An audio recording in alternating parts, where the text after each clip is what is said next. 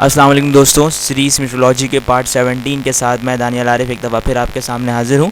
और इस पार्ट में हम वो 20 इंपॉर्टेंट MCQs डिस्कस करेंगे जो लास्ट टाइम मीटरोलॉजिस्ट की पोस्ट के लिए FPSC की तरफ से आए थे।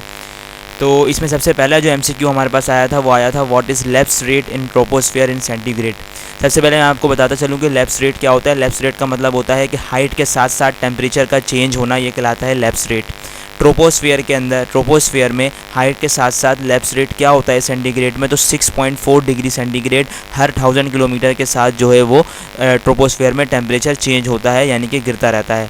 किस तरह से, अगर यहाँ से यहाँ पर आएंगे तो 6.4 डिग्री सेंटीग्रेड गिरेगा, यहाँ से यहाँ आएंगे तो 6.4 डिग्री सेंटीग्रेड गिरेगा 2000 पे, 3000 पे। इस तरह से हर 1000 किलोमीटर के एल्टीट्यूड के साथ हमारा 6.4 डिग्री सेंटीग्रेड का लैप्स रेट होता है ट्रोपोस्फियर के अंदर।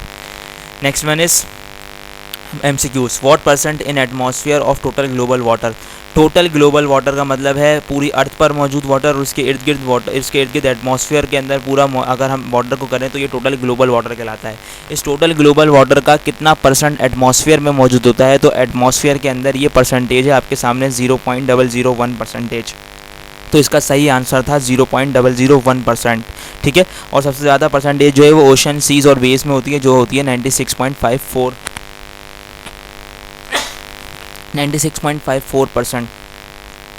Next is what when was first El Nino observed. तो इसका सही आंसर जो है वो 1986 है। अब ऑब्वियसली आप ज़्यादातर स्टूडेंट्स जो हैं वो इस एल नीनो और ला नीनो से बहुत ज़्यादा स्टूडेंट्स जो हैं वो वाकिफ़ नहीं हैं। तो इसके ऊपर मैं इंशाल्लाह बहुत जल्द एक डिटेल्ड और प्रिसाइज वीडियो बनाऊंगा, जिसमें मैं आपको वेदर पैटर्न्स और एल नीनो और ला नीनो और ENSO ये क्या चीज़ होती है इसके बारे में इंशाल्लाह आपको बताऊँगा। लेकिन फ़िलहाल इसका जो सही आंसर है वो है 1986। Next is what is evapotranspiration. ये दो चीज़ों से मिलकर बना हुआ है, एवापोरेशन और ट्रांसपिरेशन। अब ये क्या चीज़ है इसको देखते हैं इस डायग्राम में। देखें, डायरेक्ट वाटर जब सूरज की शुआओं की वजह से, सूरज की रेडिएशन की वजह से एवापोरेशन होती है, इसको हम कहते हैं एवापोरेशन। और दूसरी सूरत हाल ये होती है कि जो अर्थ, प्लांट और ट्रीज़ की जो रूट्स होती हैं ये पानी को एब्जॉर्ब कर लेती हैं अपने अंदर, और पानी एब्जॉर्ब करने के बाद ये तमाम लीव्स को अपना पानी पहुंचाती हैं। तो उन वेट लीव्स में से जो उन वेट लीव्स में से भी जो है एवापोरेशन होती है, कुछ पानी वहाँ से भी एवापोरेट होता है। तो इन दोनों को मिलाकर जो चीज़ बनती है उसको हम कहते हैं एवाट्रांसपिरेशन, यानी कि डायरेक्ट ज़मीन से जो पानी डायरेक्ट उठ रहा है और एक वाटर प्लांट्स के ज़रिए जो वाटर की एवापोरेशन हो रही है, इन दोनों को जब आप मिला दें तो इस प्रोसेस को कहा जाता है evapotranspiration. Next is parent rock of schist. Schist का पेरेंट रॉक कौन सा है, तो शीस्ट का पेरेंट रॉक जो है वो है शेल। ठीक है। पेरेंट रॉक वो होता है जिससे वो चीज़ बनी हो। तो मेटामॉर्फिक रॉक क्या होते हैं, जो किसी न किसी कंडीशन की वजह से बन जाते हैं। तो शेल से जो है वो बनता है शीस्ट, जो डेट्स वाई शीस्ट जो है वो शीस्ट का जो पेरेंट रॉक है वो क्या है, शेल है। Next one is slate is dash grand. स्लैंड किस तरह से बना होता है, बिल्कुल फाइन ग्रेड, बिल्कुल चिकना, एकदम प्लेन होता है, that's why it is a fine grain. तो इसका सही आंसर फाइन है। नेक्स्ट वन इज़ मोहस स्केल में सबसे ज़्यादा हार्डेस्ट एलिमेंट कौन सा है, तो सबसे ज़्यादा हार्डेस्ट एलिमेंट होता है डायमंड, और सबसे ज़्यादा लाइटेस्ट एलिमेंट होता है टॉक। तो इसमें से अगर आपके हार्डेस्ट की बात आएगी तो आप डायमंड लगाएंगे, और लाइटेस्ट की बात आएगी तो आप टॉक लगाएंगे। Next is which scale is use for land and sea breeze.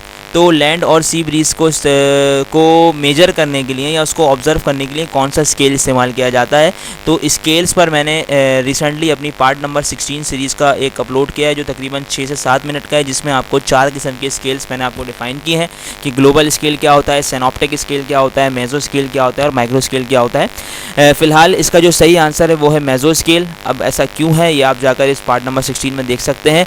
इसकी मैंने पूरी पीछे की साइंस बताई हुई है कि किस तरह से हम ग्लोबल स्केल, साइनॉप्टिक स्केल, मेजो स्केल और माइक्रो स्केल यूज़ करते हैं। लैंड और सी ब्रीज के लिए जो स्केल हम यूज़ करते हैं उसको कहते हैं meso scale.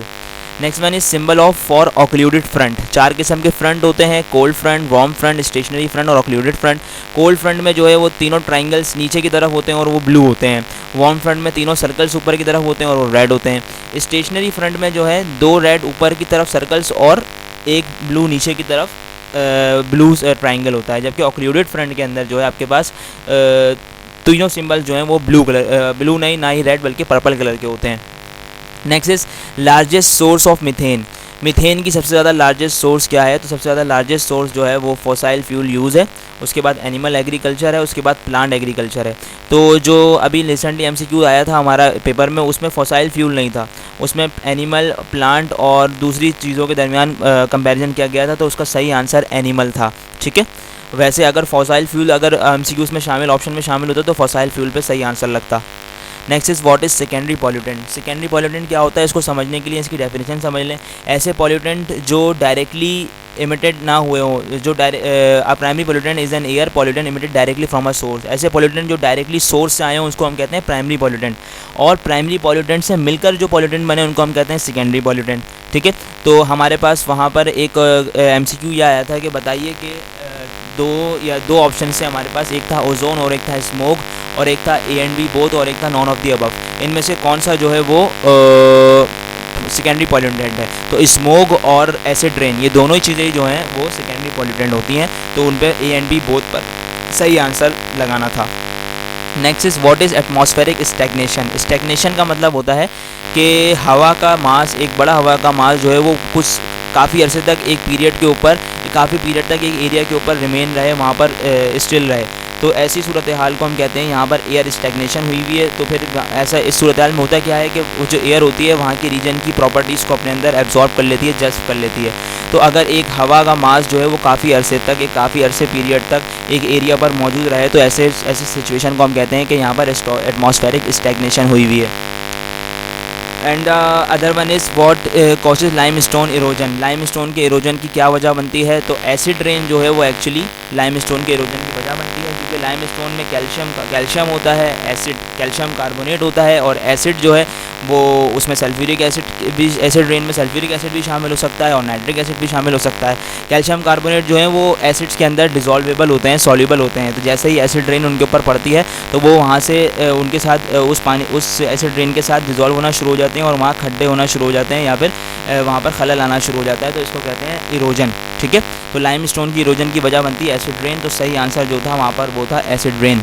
Next is GIS stands for. GIS stands for, ये ज्योग्राफी की एक ब्रांच आप इसको समझ लें, जिसमें हम इमेजेस के ऊपर काम करते हैं किसी भी इंफॉर्मेशन को निकालने के लिए। इसकी जो फुल फॉर्म होती है वो होती है जियोग्राफिक इंफॉर्मेशन सिस्टम। ठीक है, इसमें 3-4 ऑप्शन से, जो इसका सही ऑप्शन था जियो इंफॉर्मेशन सिस्टम, इसको जियोग्राफी को आप शॉर्ट में जियो भी कह सकते हैं। ठीक है, next is gas which is use as solvent and refrigerants. बताइए कौन सी गैस जो है वो एज अ सॉल्वेंट भी यूज़ होती है, एज अ फोम बनाने के लिए भी इस्तेमाल होती है, और रेफ्रिजरेंट्स यानी कि ठंडक वाली चीज़ें बनाने के लिए इस्तेमाल होती है।